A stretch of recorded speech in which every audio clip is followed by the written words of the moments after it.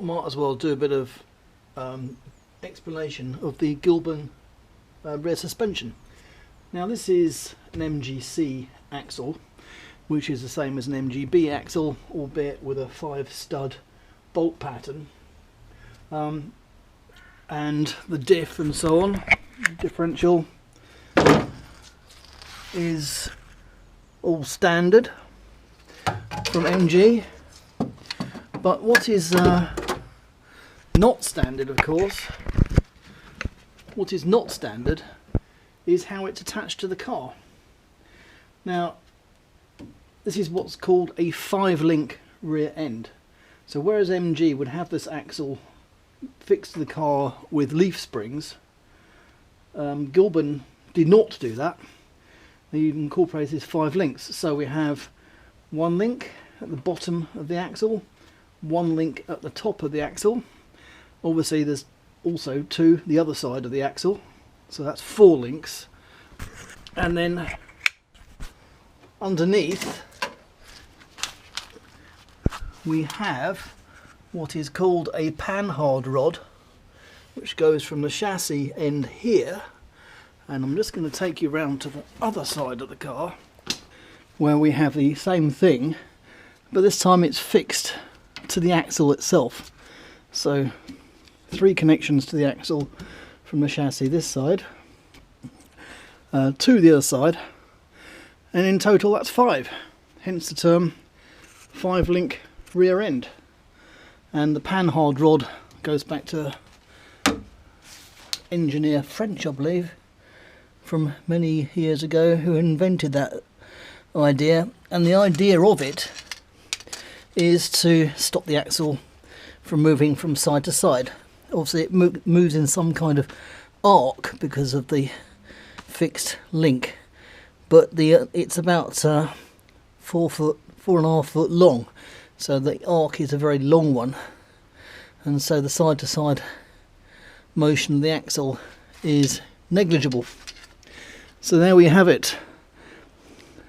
Trailing arm, sideways arm, 2 more on the other side, and in here we have, well, actually there's no springs in here at the minute because I've taken them off for these experiments, but in here we have coilover shocks. I think you might be able to see the one from the other side in there as well.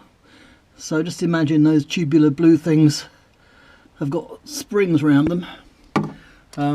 Those are original 1971 to Spax coilover shocks, and the reason the blue paint is kind of shiny is because I've just repainted them.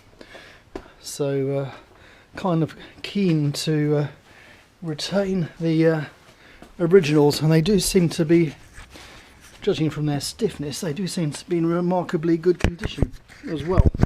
The paint, on the other hand, not so good. So that's the Gilbern design 5-link rear end for the MG axle. It's actually a form of what they call multi-link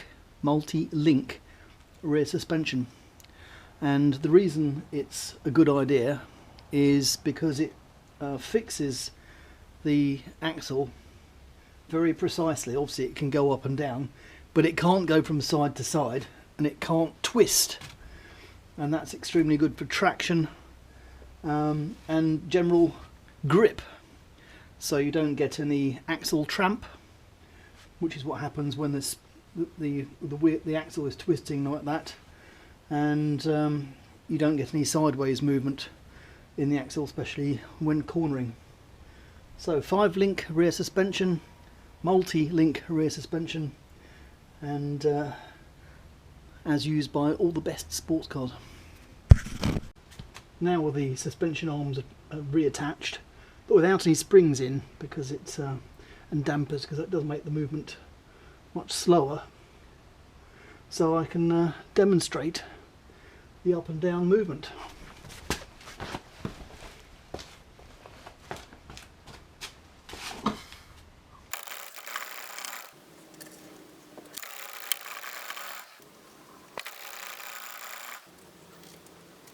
So parallelogram in the form of the suspension arms. The axle never twists, never moves significantly in and out. It's basically very, very stable.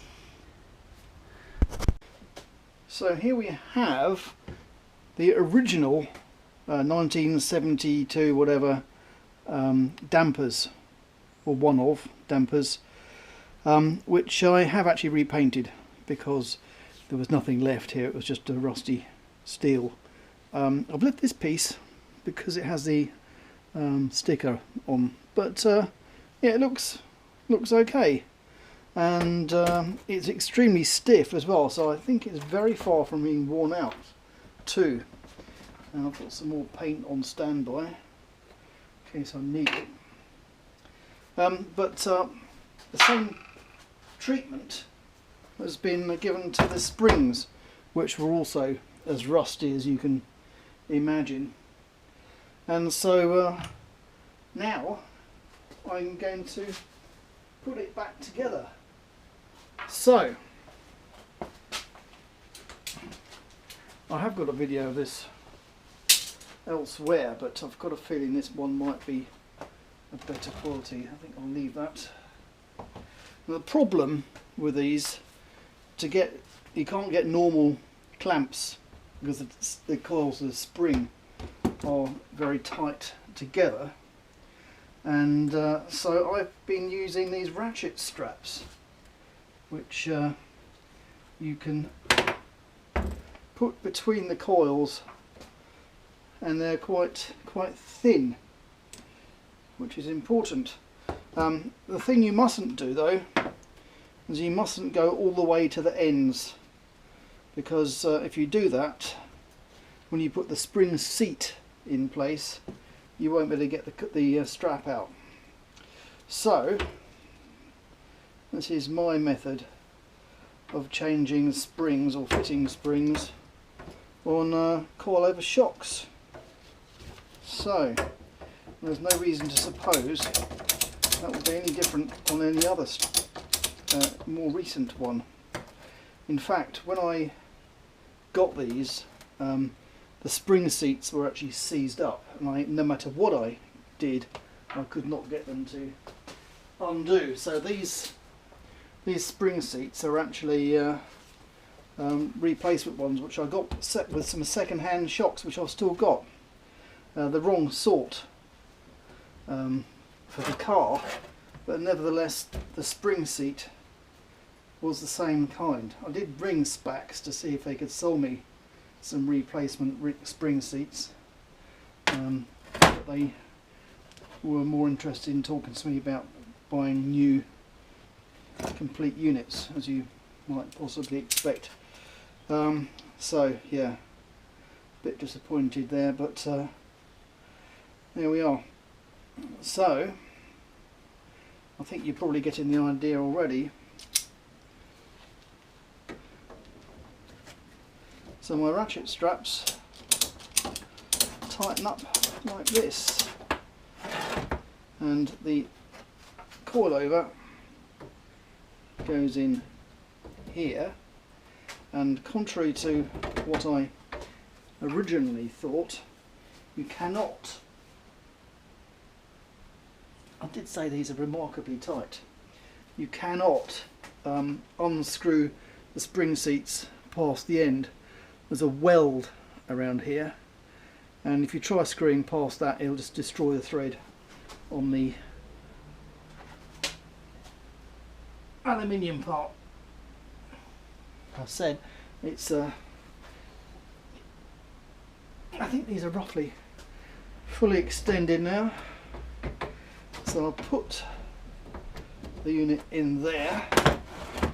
So what I've got to do is hoist the springs down,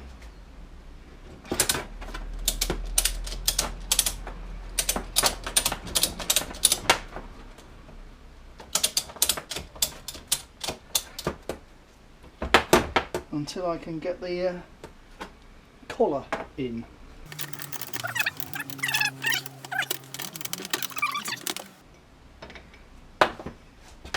Need to push the rubber bump stop down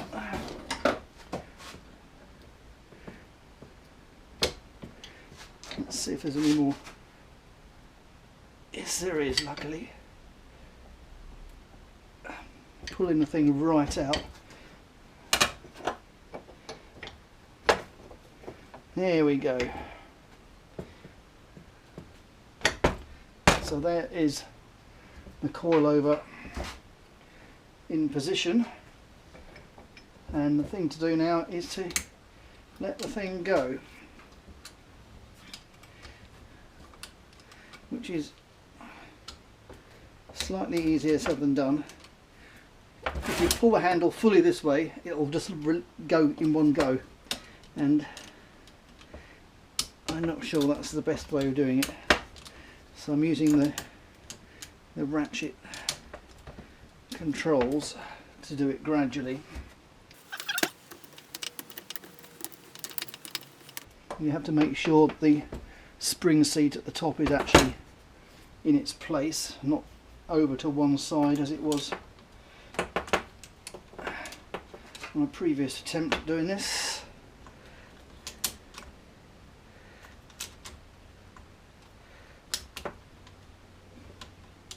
I think that one's fully relaxed now.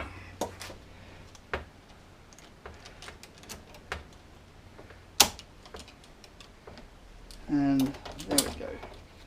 So that's my process for fitting coilover springs, and of course I've still got to get the strap out. There you go. And because I didn't allow the strap to be trapped either there or there, I can actually pull the strap out. You can get these straps really quite cheap from a DIY shop. In my case it was, I think it was B&Q. Obviously they're sold for strapping luggage or whatever down. Okay, it's not quite as undone as I thought. There you go, that's the rest of it.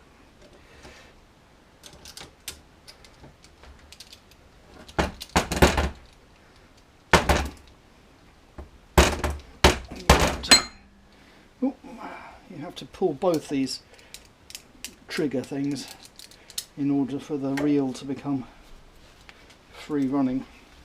Then I can pull the strap out, and there we are. So here are my two 50-year-old Spax coilover shocks. They look quite pretty, don't they? Back on the car tomorrow. And there it is with the springs on. Nice and shiny in there. You couldn't see when I said that.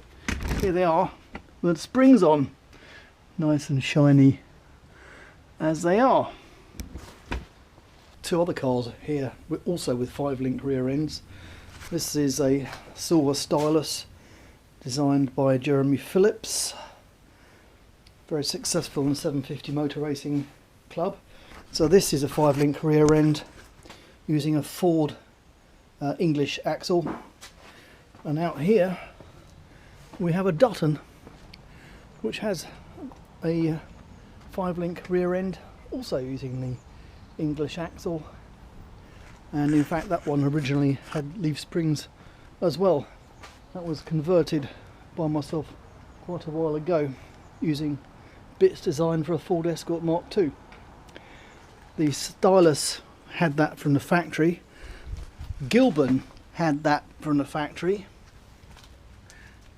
and very effective it is.